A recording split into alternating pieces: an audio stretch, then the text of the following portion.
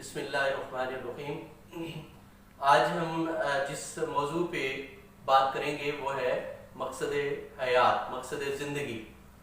اور ہم نماز میں دعا کے ساتھ ایک جملہ پڑھتے ہیں، ایک چھوٹی سی آیت اس کے پڑھتے ہیں، فی الدنیا حسنہ وفی الآخرات حسنہ۔ ہم اللہ سے دعا کرتے ہیں کہ اے اللہ ہماری دنیا بھی اچھی بنا دے اور ہماری آخرت بھی اچھی بنا دے، اور یہی دنیا اور آخرت کو اچھا بنانا ہماری زندگی کا مقصد ہے۔ اگر ہماری دنیا اچھی بنے گی تو ہماری آخرت بھی اچھی بنے گی۔ اگر دنیا اچھی بنے گی تو اس کے ساتھ ساتھ ہماری آخرت اچھی بنے گی۔ یہی ہمارا مقصد حیات ہے۔ اور یہ مقصد حیات حاصل کرنے کے لیے کہ ہماری دنیا بھی اچھی بنے، ہماری آخرت بھی اچھی بنے، تو ہمیں کچھ کام کرنے پڑیں گے، ہمیں کچھ اقدار اپنانی پڑیں گی، کچھ حقوق و فرائض ادا کرنے پڑیں گے، کچھ عادات اپنانی پڑیں گی، اور کچھ مہارتیں ہم نے سیکھنی ہیں۔ تو ان میں سب سے پہلے ہمیں دیکھنا ہے کہ ہم نے کون سی عادات اپنانی ہیں جس کی وجہ سے ہماری دنیا اور آخرت بہتر ہو جائے۔ عادت کا مطلب یہ ہوتا ہے کہ جو کام آپ بغیر کسی سوچے سمجھے روزانہ اور ہر وقت اس کو کرتے رہتے ہیں، وہ آپ کی عادت بن جاتی ہے۔ کسی کا قول ہے کہ اگر آپ ایک سوچ بوتے ہو تو اس کے نتیجے میں ایک عمل کاٹتے ہو، جب آپ ایک عمل بوتے ہو تو اس کے نتیجے میں ایک عادت کاٹتے ہو، اور جب آپ ایک عادت بوتے ہو تو اس کے نتیجے میں آپ کا کردار بنتا ہے، آپ اپنا کردار کاٹتے ہو۔ تو اس کا مطلب یہ ہے کہ ہمارا جو کردار ہے وہ عادات کا مجموعہ ہے۔ اچھی عادات جو ہے انسان کو کامیاب انسان بناتی ہیں، جبکہ جو غلط عادات ہیں، بری عادات ہیں، وہ انسان کو ناکام کرتی ہیں۔ آج ہم تھوڑا سا دیکھتے ہیں کہ ہمیں کون سی اچھی عادات اپنانی ہے جس کی وجہ سے ہمارا کردار مضبوط ہوگا اور اس سے ہماری دنیا اور آخرت کی بھلائی ہوگی۔ سب سے پہلی جو عادت ہے وہ ہے صفائی کی عادت۔ اگر ہم اپنی زندگیوں میں صفائی کی عادت اپنا لیں تو ہمارے بہت سارے کام اس سے حل ہو جائیں گے۔ صفائی جو ہے، جیسے ہمارا دین بھی کہتا ہے کہ یہ نصف ایمان ہے، آدھا ایمان جو ہے صفائی کو قرار دیا گیا ہے۔ ہم بطور قوم ہمارے اندر جو ہے صفائی کا اس طرح کی عادت اپنائی نہیں جاتی۔ تو آج ہم اگر یہ وعدہ کرتے ہیں، آج ہم یہ عہد کریں کہ ہم نے صفائی کی عادت کو اپنانا ہے، تو ہمیں اپنے گھر سے لے کر، اپنی ذات سے لے کر، اپنے گھر، اپنے محلے اور اپنے ملک کو صاف ستھرا رکھنا ہے۔ یہ کہتے ہیں کہ کوئی ایک میرے دوست ہیں، وہ کہتے ہیں کہ ہمارے کوئی ترکی سے کوئی مہمان آئے ہوئے تھے، ان کے ساتھ ہم جا رہے تھے گاڑی میں، تو وہاں سے ترکی کے ان کے وہاں کے کسی این جی او میں تھے، تو جو کنٹری ڈائریکٹر تھے وہ وہاں پہ آئے ہوئے تھے۔ تو انہوں نے جب وہ راستے میں جا رہے تھے تو انہوں نے مونگ پھلیاں لی اور وہ کھانے کے ساتھ ساتھ مونگ پھلیوں کے چھلکے نیچے پھینکتے جا رہے تھے۔ تو وہ کہتے ہیں کہ ان کے ساتھ جو خاتون تھی تو انہوں نے کہا کہ آپ ایسا کیوں کر رہے ہیں؟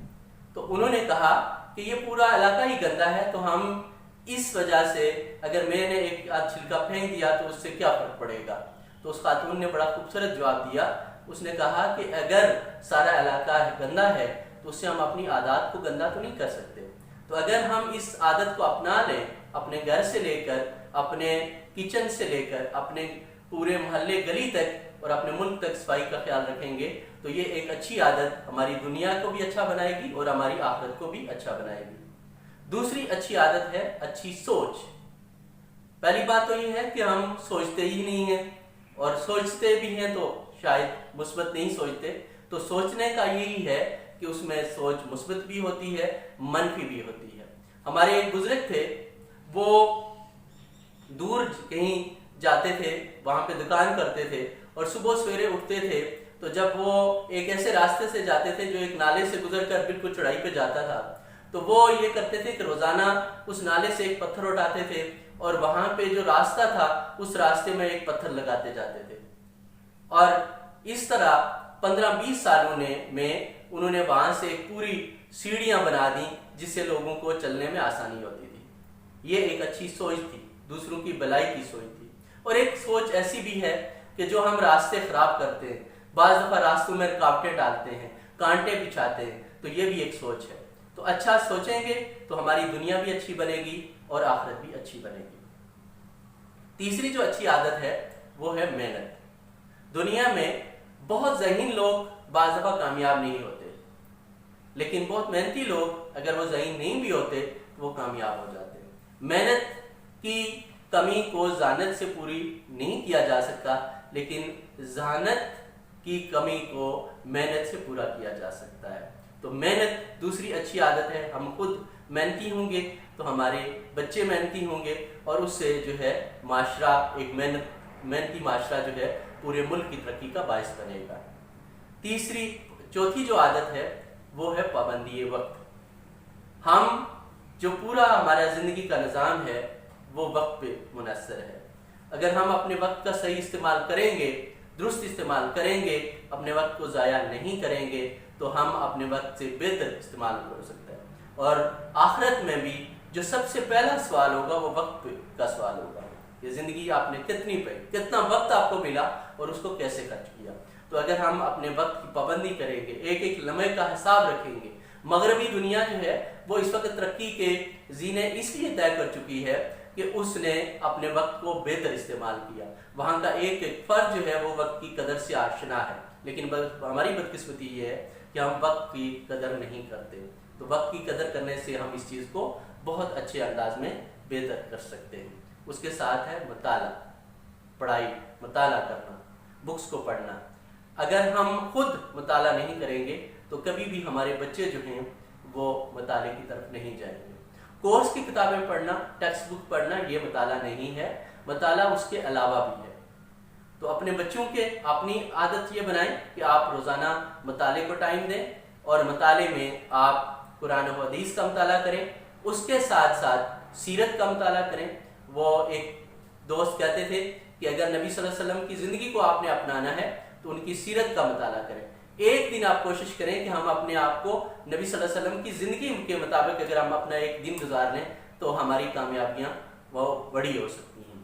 تو اس وجہ سے مطالعے کا، نبی صلی اللہ علیہ وسلم کی سیرت پہ بہت اچھی اچھی کتابیں موجود ہیں، جیسے محسن انسانیت ہے، خطبات مدراس ہے، اور محمد عربی ہے۔ اس طرح کی بے شمار کتابیں ہیں جو نبی صلی اللہ علیہ وسلم کی سیرت پہ ہیں، ان کا مطالعہ کیجیے۔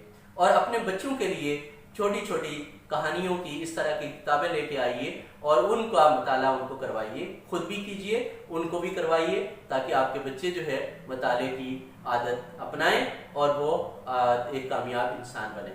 تو یہ عادات ہیں جو اگر اس کے بہت بے شمار اور بھی عادات ہیں، لیکن اگر یہ عادات ہم اپنا لیتے ہیں تو ہماری دنیا اور آخرت بہتر ہو سکتی ہے، اچھی ہو سکتی ہے۔ اس کے ساتھ ساتھ کچھ ہم نے مہارتیں سیکھنی ہیں۔ مہارت کو ہم انگلش میں کہتے ہیں اسکل۔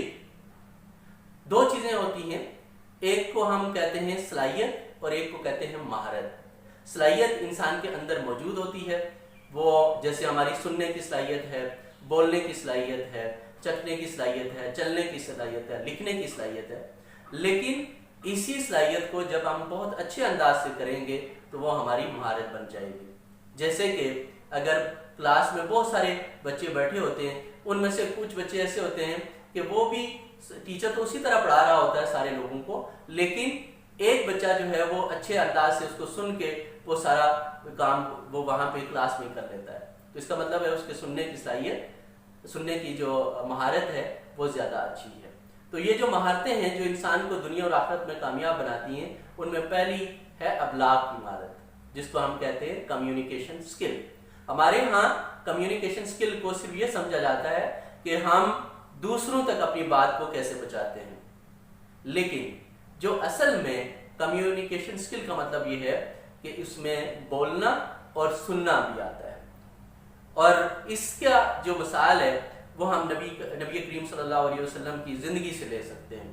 نبی کریم صلی اللہ علیہ وسلم بہت مختصر الفاظ استعمال کرتے تھے، بڑی جامع گفتگو کرتے تھے، اور جب گفتگو کرتے تھے تو سارے لوگوں کی طرف متوجہ ہو کے ان کی جو حرکات و سکنات ہوتی تھی وہ بھی مکمل طور پر لوگوں کو متوجہ کرنے کے لیے ہوتی تھی۔ اور نبی صلی اللہ علیہ وسلم کی جو گفتگو کی سکل تھی، مہارت تھی، وہ بہت अच्छी होने के साथ साथ उनकी सुनने की सलाहियत भी जैसे बहुत अच्छी थी। नबी सल्लल्लाहु अलैहि वसल्लम बहुत अच्छे सामे भी थे, और कहते हैं कि नबी सल्लल्लाहु अलैहि वसल्लम एक दफ़ा सहाबाए किराम के साथ जा रहे थे तो एक मजनू वहाँ पे आया और नबी सल्लल्लाहु अलैहि वसल्लम को रोक के कहने लगा मैं आपसे गुफ्तगू करना चाह रहा हूँ, आपसे बात करना चाह रहा हूँ। नबी सल्लल्लाहु अलैहि वसल्लम रुक गए और जब तक वो गुफ्तगू उसकी मुकम्मल नहीं हुई तो वो वहाँ नबी सल्लल्लाहु अलैहि वसल्लम उसको सुनते रहे। और नबी सल्लल्लाहु अलैहि वसल्लम जब वापस अपने सहाबाए किराम के पास आए तो उन्होंने कहा कि या नबी सल्लल्लाहु अलैहि वसल्लम इसका तो मदीने में कोई भी नहीं सुनता। तो उन्होंने कहा कि जिसकी कोई भी नहीं सुनता उसकी मैं सुनता हूँ। तो नबी सल्लल्लाहु अलैहि वसल्लम दूसरों की बात को सुनते थे। हमारे यहाँ बदकिस्मती ये है कि हमारे माशरती ताल्लुकात में, चाहे वो हमारे घर के ताल्लुकात हैं, माशरे के ताल्लुकात हैं, उसमें हमारी अबलाग की सलाहियत जो है वो उस तरह नहीं है।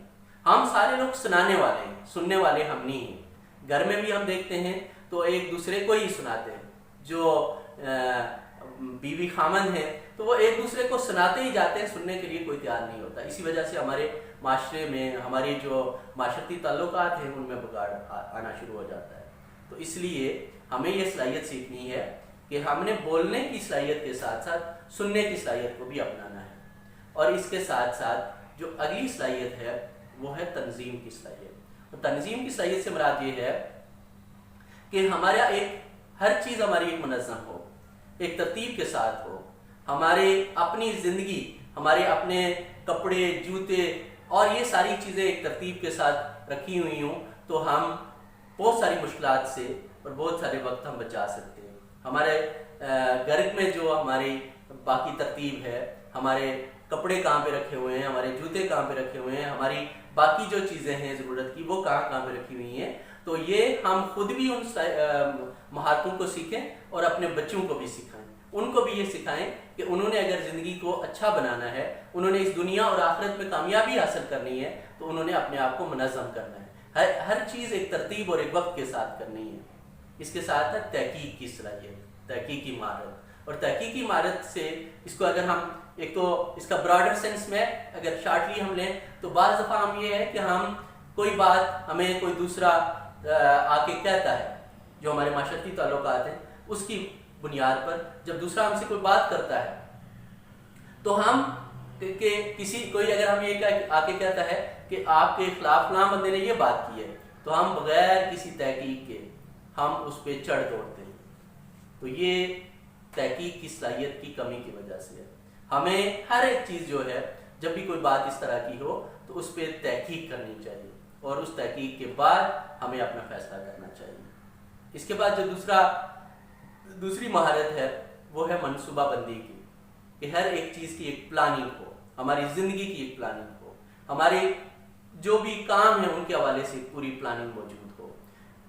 इवन आप अगर किसी ये जो हमारे यहाँ टाइगर है इसको भी देखें तो ये भी पूरी अपने शिकार की पूरी प्लानिंग करता है और उस प्लानिंग के बाद जो है वो अपने शिकार को करता है। बदकिस्मती हमारी ये है कि हमारी ज़िंदगी जो है वो पूरी की पूरी प्लानिंग से खाली होती है। अगर हम कहीं प्लानिंग करते भी हैं तो उसको अमली जामा नहीं बनाते। हम अगर साल का अपना एक मनसूबा अमल तैयार करते हैं तो वो कागज़ों तक ही महदूद रहता है, अमली तौर पर हम उसको करने के काबिल नहीं होते। तो मनसूबे की जो मनसूबाबंदी की महारत है उसे भी हमें सीखने की ज़रूरत है और उस पर अमल करने की ज़रूरत है। उसी के साथ फैसला साजी की महारत है कि हम जब भी कोई हमें इस पे कोई भी फैसला जो हमारी ज़िंदगी के मुताल्लिक है, जो हमारे मुताल्लिक है, तो उसके ऊपर खूब सोच समझ करके हमें एक फ़ैसला करना चाहिए। फैसलों को बार बार बदलना नहीं चाहिए। हमारे यहाँ ये बदकिस्मती है कि हमारी बच्चियाँ जाती हैं बाज़ार में कपड़े खरीदने, तो बाज़ दफ़ा वहाँ पे फैसला नहीं कर पाती और बहुत सोच विचार करके जो कपड़ा लेके आती हैं तो दूसरे दिन वो वापस करने चली जाती हैं कि ये मुझे पसंद नहीं है।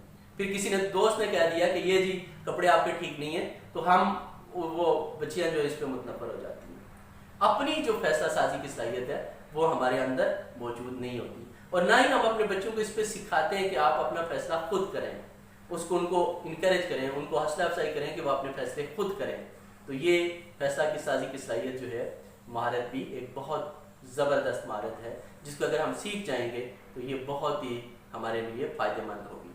اگر ان چیزوں کو یعنی کہ اگر ہم نے اپنی مقصد زندگی کو حاصل کرنا ہے تو ہم نے اچھی عادات پر اپنانی ہے، مہارتیں اپنانی ہیں جو زندگی میں ہمیں کامیاب کر سکیں۔